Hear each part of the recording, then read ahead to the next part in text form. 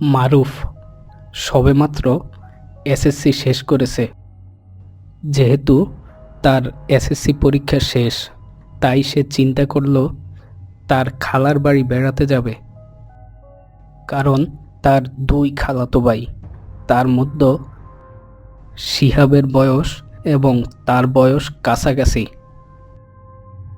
তাই মারুফ যখনই তার খালার বাড়ি বেড়াতে যায়, তখনই সে শিহাবের সাথে ঘুরে বেড়ায়।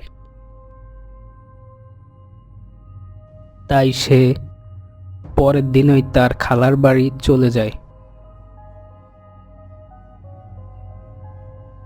এবং শিহাবের সাথে ঘুরে বেড়ায়, আড্ডা দেয় এবং খেলাধুলা করে।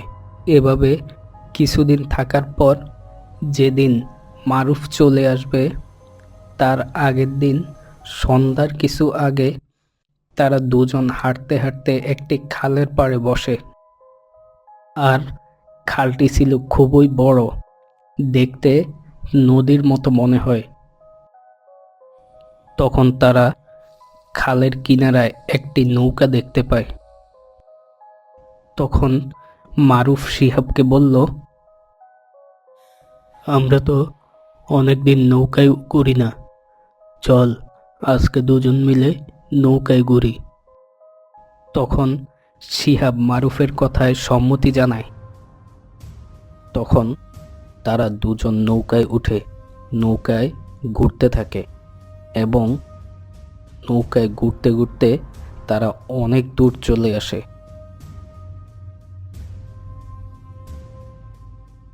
তখন প্রায় সন্ধ্যা নেমে এসেছে, চারপাশ অন্ধকার। তখন শিহাব বাড়িতে চলে যাওয়ার জন্য বলে। তখন মারুফও তার কথায় সম্মতি দেয়। তারা যখন বাড়ির উদ্দেশ্যে নৌকা ঘুরায়, তখন তারা দেখতে পায় পার হতে কয়েকজন লোক তাদেরকে ডাকছে, ভাই, ও ভাই, ভাই, একটু শুনবেন।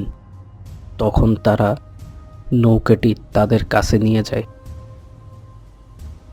তারা তখন তাদেরকে বলে, ভাই, আমাদের সাথে একটি লাশ আছে, দয়া করে একটু লাশটি পৌঁছে দিবেন। তখন শিহাব বলল, ভাই, আমাদের পক্ষে এখন ওপারে যাওয়া সম্ভব নয়, কারণ অনেক রাত হয়েছে, আমাদেরকে এখন বাড়ি যেতে হবে। তখন লোকগুলো তাদেরকে বলে, ভাই, দয়া করে লাশটিকে ওপারে একটু পৌঁছে দেন, কারণ এই খালের মধ্যে রাতে সহজে নৌকা পাওয়া যায় না।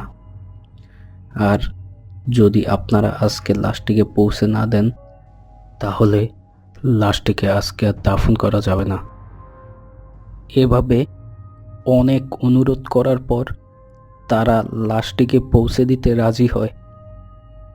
তখন শিহাব বলে, ভাই, আমাদের নৌকাটি তো খুব ছোট, আপনারা সবাই তো নৌকাটিতে উঠতে পারবেন না।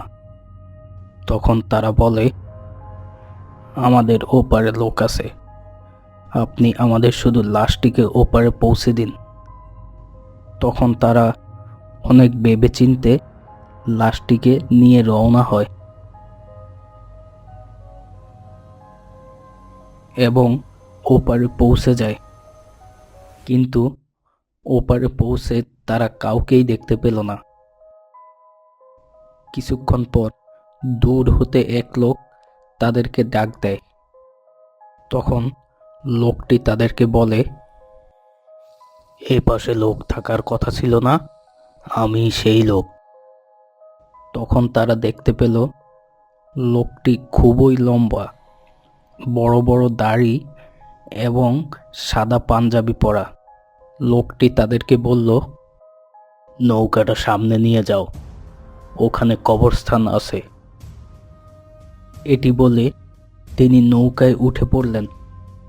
তখন তারা দুজন জোরে জোরে নৌকা চালাতে লাগলো। কিন্তু অনেকক্ষণ নৌকা চালানোর পরও যখন তারা কবরস্থান খুঁজে পেল না, তখন শিহাব লোকটিকে জিজ্ঞাসা করার জন্য যখনই তার দিকে তাকায় তখন দেখতে পায় লোকটি কি যেন করছে। যখন সে ভালো করে লোকটির দিকে তাকায় তখন দেখতে পায় লোকটি লাশটির একটি চোখ উঠিয়ে খেয়ে ফেলেছে। তখন এটি দেখে তারা দুজন প্রচণ্ড ভয় পেয়ে যায়। তখন শিহাব মারুফকে বলল, আমি যখন নৌকা পাড়া চাপাবো তখন তুই নৌকা হতে লাফ দিবি। যখনই তারা নৌকা পাড়ে চাপায় তখনই তারা দুজন লাফ দিয়ে নৌকা হতে নেমে যায় এবং দুজন পাগলের মতো দৌড়াতে থাকে। এভাবে দৌড়াতে দৌড়াতে তারা সামনে একটি বাড়ি দেখতে পায়। তখন তারা ওই বাড়ির দিকে দৌড়াতে থাকে। তখন তারা পিছন হতে শুনতে পায়, দাঁড়াও, তোমরা দাঁড়াও বলে তাদেরকে ডাকছে। তখন তারা আরো জোরে দৌড়াতে থাকে এবং বাড়ির সামনে এসে শিহাব এক চিৎকার দিয়ে অজ্ঞান হয়ে যায়। তখন ঘর হতে এক মহিলা আসে এবং তাদেরকে ঘরে নিয়ে যায়। তখন মারুফ মহিলাটিকে পুরো ঘটনা খুলে বলে। পুরো ঘটনাটি শুনে মহিলাটি বলে, এরা হলো আদমখোর, এরা মৃত মানুষ খায়, এদেরকে এখনো দেশের অনেক জায়গায় দেখা যায়। এরপর তারা দুজনই দীর্ঘদিন অসুস্থ থাকে। এরপর তারা সুস্থ হলেও শিহাব পুরোপুরি সুস্থ হতে পারেনি।